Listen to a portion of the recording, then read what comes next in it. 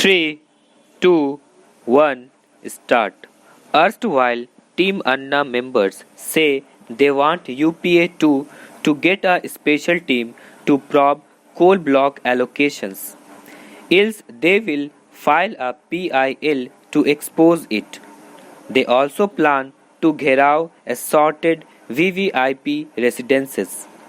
Arvind Kejriwal, Prashant Bhushan, and others anti corruption luminaries evidently need to stay in the news, especially now that the BJP is grabbing more headlines by absurdly demanding the Prime Minister's head.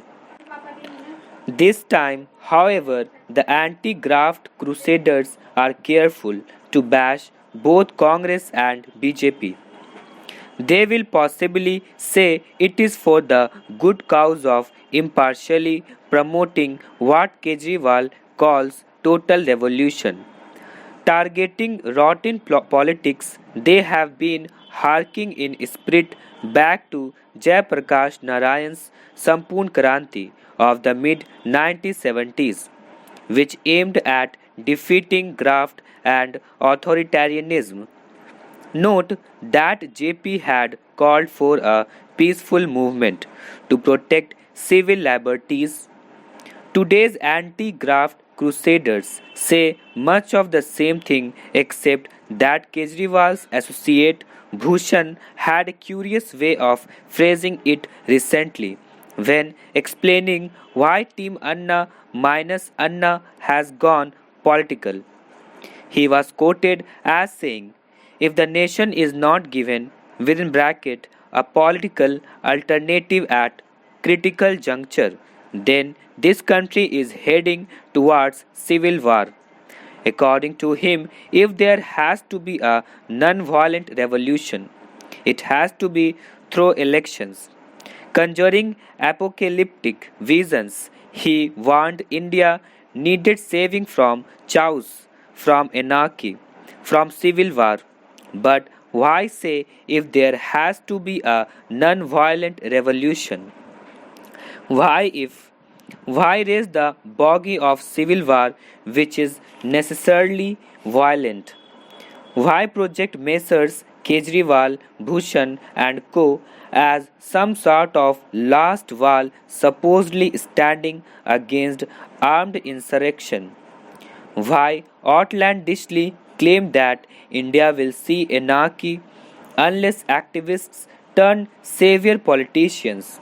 Where's the evidence of popular restiveness threatening to spill blood? Activism for good causes is fine. What's not is activist rhetoric that even remotely suggests that its good causes justify violent means. Bhushan will say he suggested no such thing, and he could be right.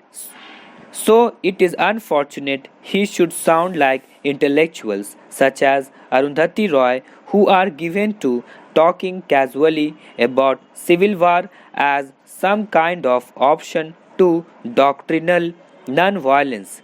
Free India emerged from non-violent struggle, facing emergency or voter disgust with corruption. Within bracket, remember Bofors.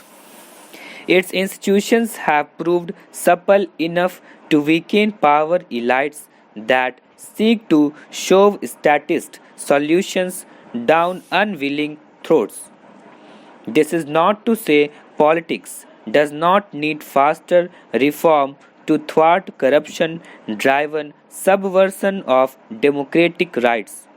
But incremental change through sustained civil society pressure is infinitely preferable if the alternative is radical change via bloody civil strife to legions of thinkers. Revolution has been an end in itself, the line between peaceful and violent often blurring.